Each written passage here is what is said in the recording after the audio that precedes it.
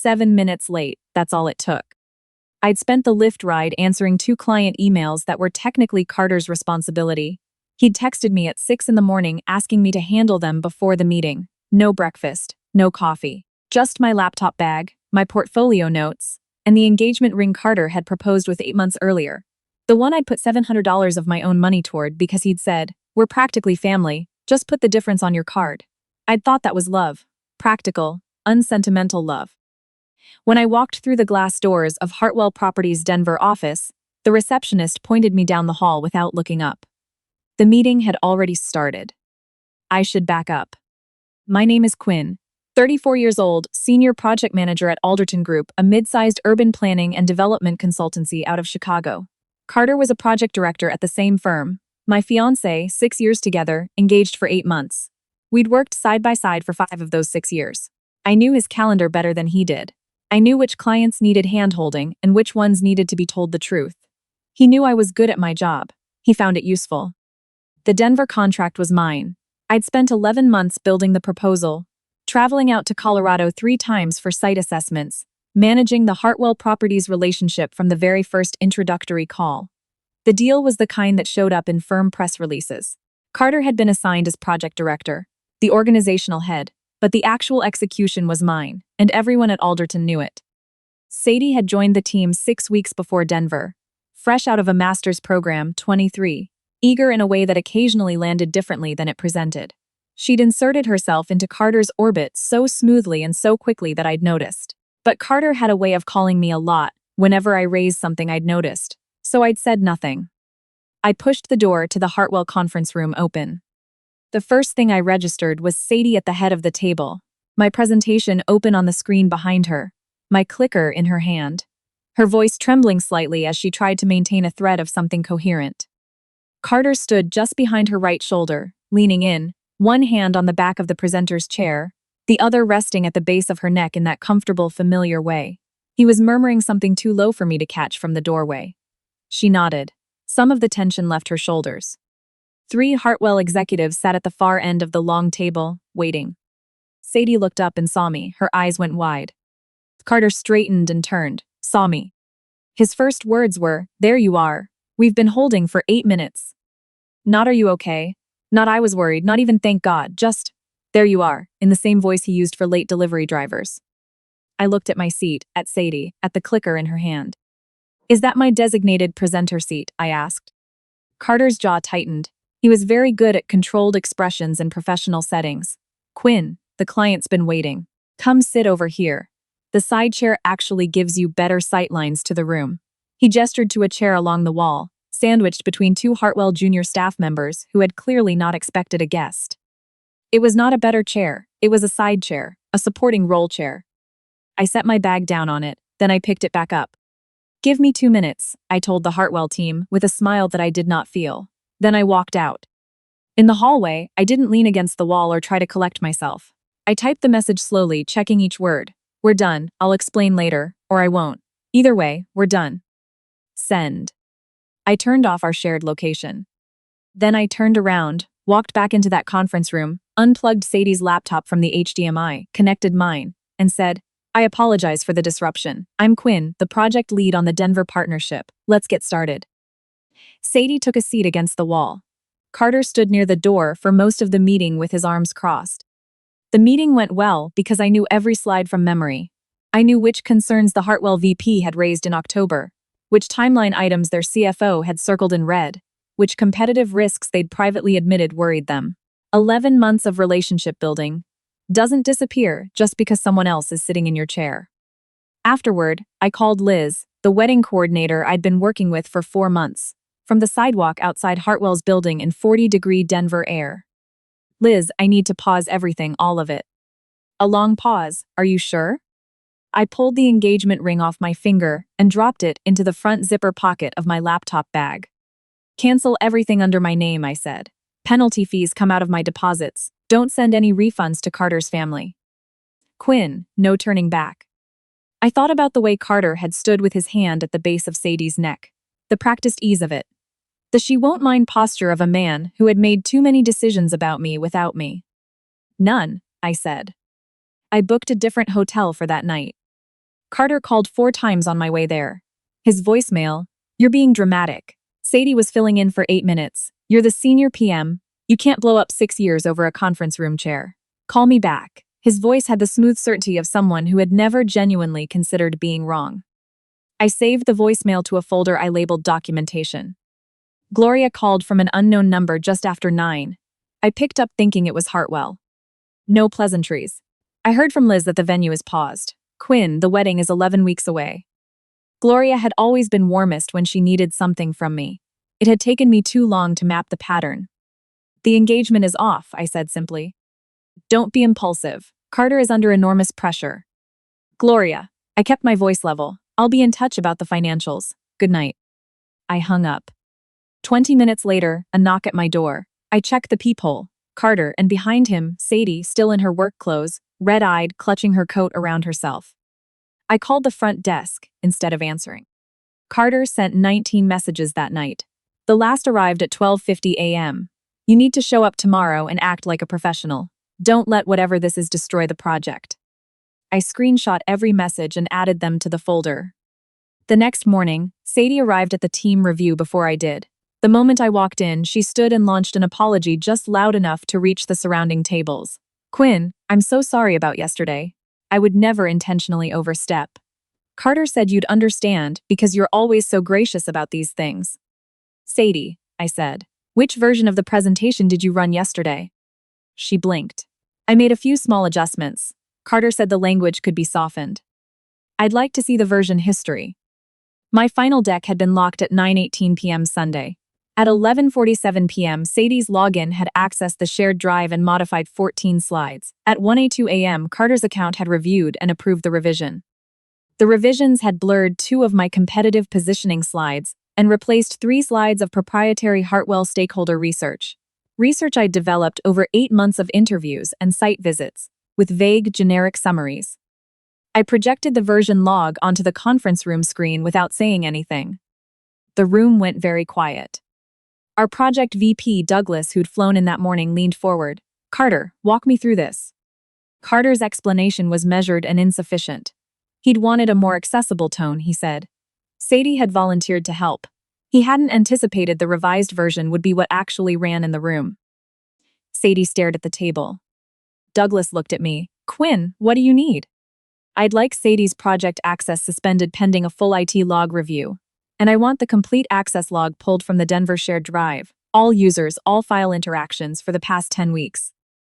Carter said, "That's excessive."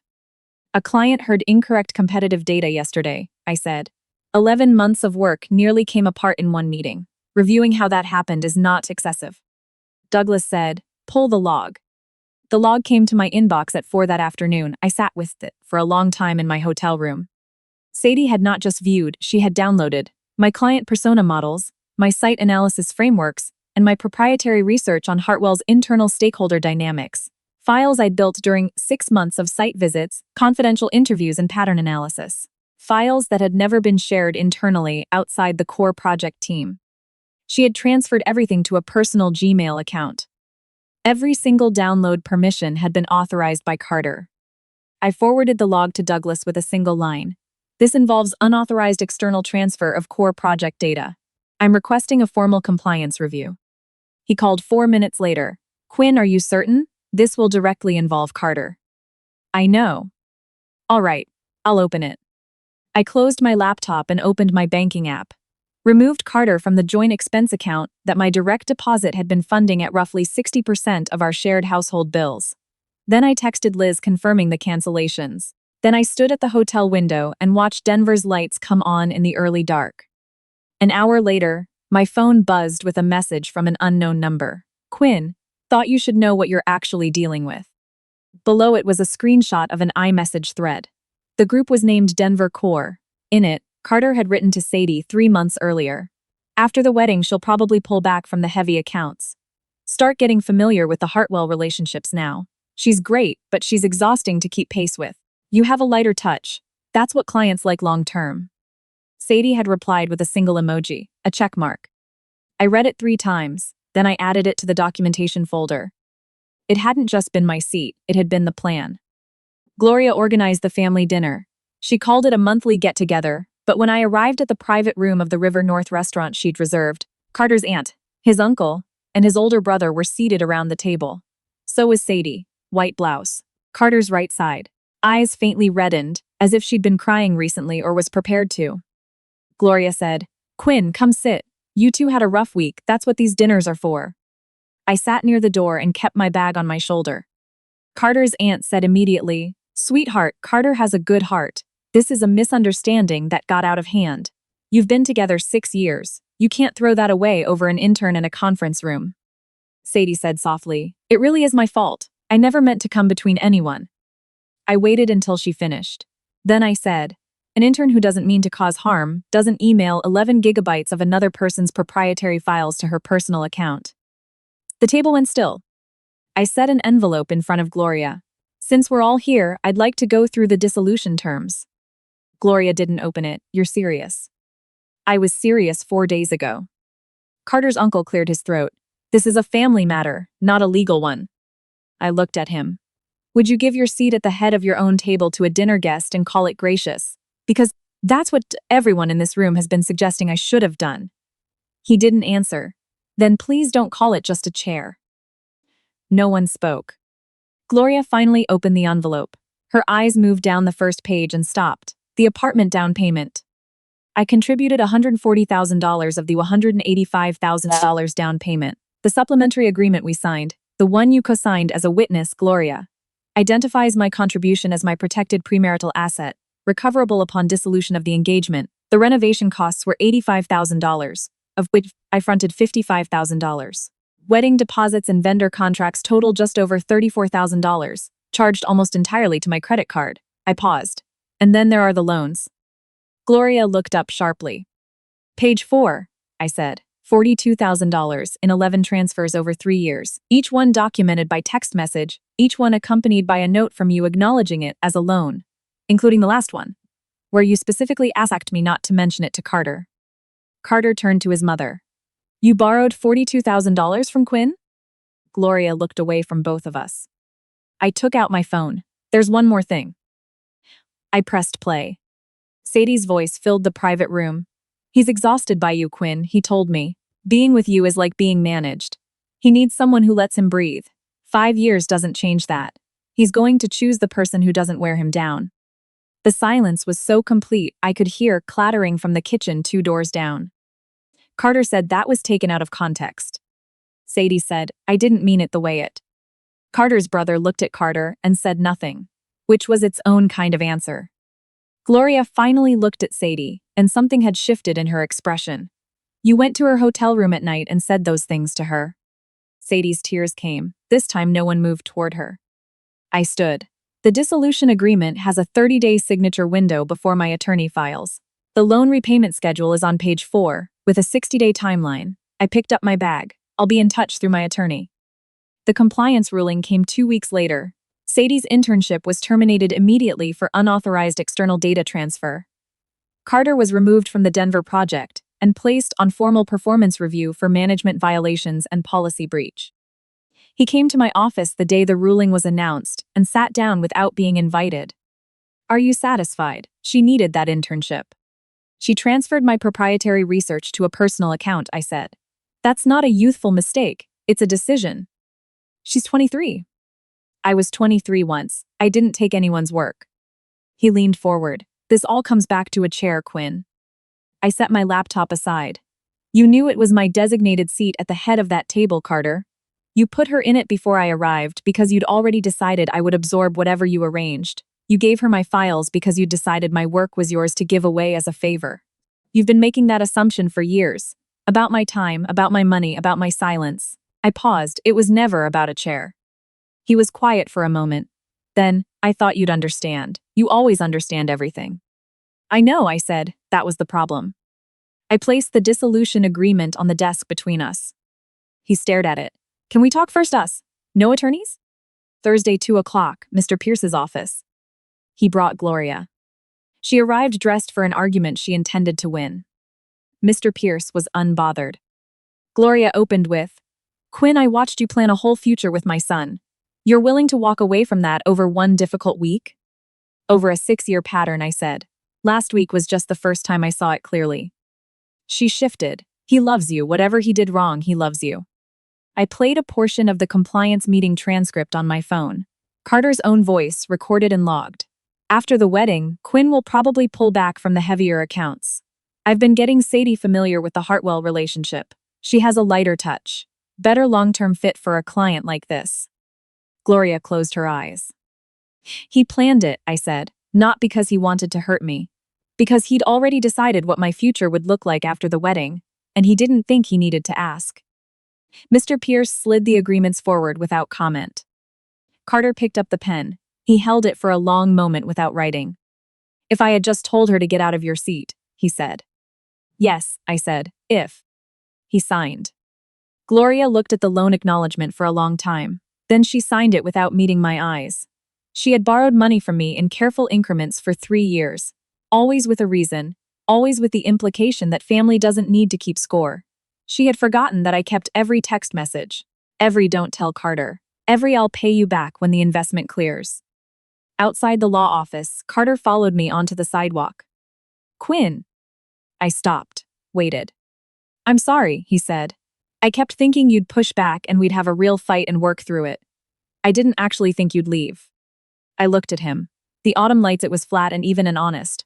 I know you didn't think I'd leave, I said. That's why I had to. I got in the lift. He stood on the sidewalk with his hands in his coat pockets, and I didn't watch him disappear in the rear window. Phase 2 of the Hartwell contract kicked off on a Tuesday in January. The flight to Denver boarded on time. I was in 2A, window business class, a seat I'd booked months ago, back when this chapter of my life was supposed to look very different. I stowed my bag overhead, settled in, put on my headphones.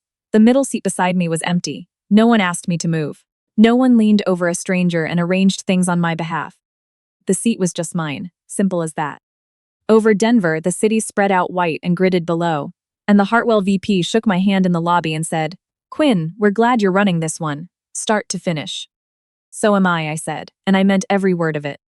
That evening, flying home, I got a text from Liz. Venue confirmed everything's closed out. How are you doing, really? I looked out the window at the dark, flat expanse of the Midwest somewhere below us. The thing nobody tells you about someone slowly taking your seat is that it doesn't happen all at once. It happens in accumulations. The responsibility you quietly pick up, the expense you quietly absorb, the correction you swallow because the timing isn't right. You adjust so many times that adjusting starts to feel like your nature. You mistake it for flexibility. You mistake their comfort for your purpose.